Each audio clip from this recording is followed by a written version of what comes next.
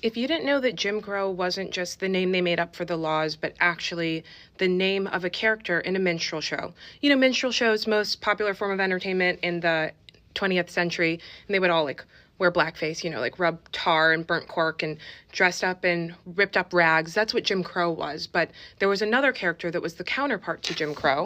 He was called Zip Coon. And basically, while Jim Crow was supposed to be the country folk who, you know, couldn't put a string of words together and all he could do was like dance and celebrate, Zip Coon was supposed to be the epitome of Black society, of the elites. And so he would wear these really nice, fancy clothes and make these long speeches, but they'd all be malapropisms. Malapropism is like, you meant to say bon appetit, but you said bon apple teeth, and you don't understand that you said it wrong, and so you don't understand why everybody is laughing at you. Right? And so that's how they construct this character, that he is so lacking of communication skills that he purely speaks in gibberish and believes everyone can understand it. That's so interesting as a myth to spread about a group of people that created their own dialect. AAVE, African American Vernacular English, Ebonics, African American English, whatever you want to call it, because you know what a spoken language would never be? An acronym. Right? It would never break down into like individualized letters that represent the words because it could not be written. They would not let the enslaved people read and write. And that is why they had to create such a covert language where you could speak to someone who the message was intended for and they would understand it, but somebody who the message wasn't intended for would not perceive anything you were saying. So then, of course, the white people took this and they said, oh, we don't get it, so they're not saying anything. Where else does Zip Coon show up? Well, everywhere, because his titular song, called Zip Coon, is the melody of Zippity Doo Dah Day. It's also the melody of the ice cream truck song, but it's like not taken directly from Zip Coon.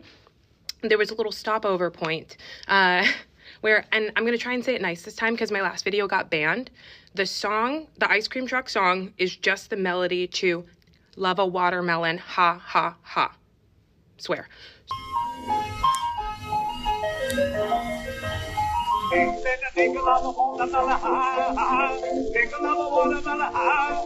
So basically they take like the Zip Coon melody and they add all these racist words on top of it. Lyrics, that's what they're called. And so it might be like, it is, hey, come get your ice cream.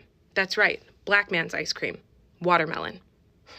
So what was that song about? Why watermelon, right? Where did it start that they think black people love watermelon so much? Well, it was this thing called coon cards.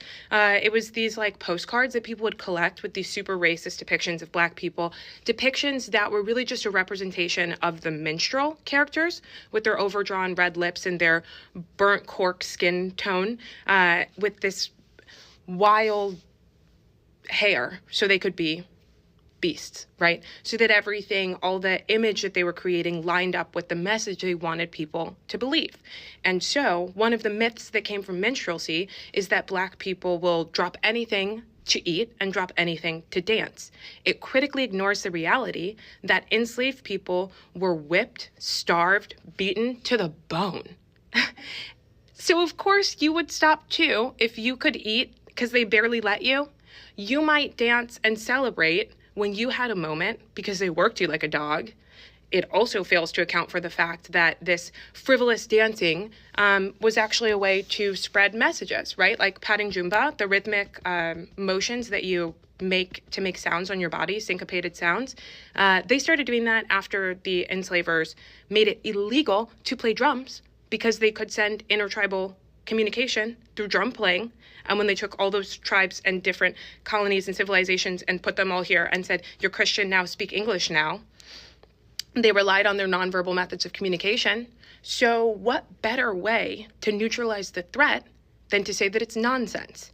They're just dancing the dance. They're not saying anything. They don't mean anything. They're just talking to make noise. They don't know what words are. They can't communicate. So interesting. So then how come it's like still the ice cream truck song? Well, this was like early 20th century when ice cream trucks were basically invented because ice cream producers realized they could get more product to the people if they wheeled it around in refrigerated trucks. And those trucks had radios. Radio was big. It was new. It was all white because the radio stations had to have standards, and colored music didn't fit that standard. I'm all over the place, y'all, but sorry, I'm just trying to info dump on you so I can get back to studying for the bar.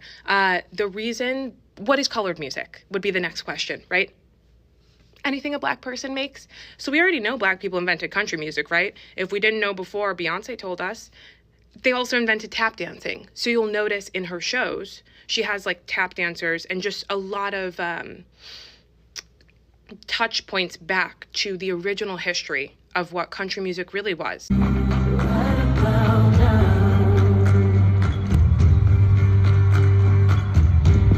Because country music's like banjo, right? That twang. You know, that was an African instrument, and they brought it here. I mean, not brought it physically, but here. And when drums became illegal, they carved them and they played them. And that was the first time white people heard the banjo. So basically, then the radio comes. White people and black people are making country music, but only the white people's country music can get on the radio because that's country music. But then when a black person does it, it's race music.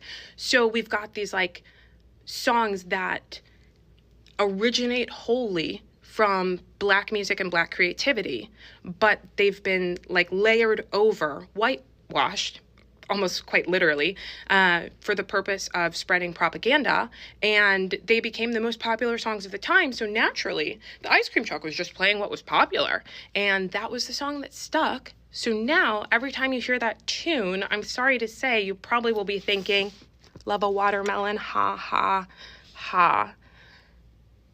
Tell your friends. We got to keep this history alive.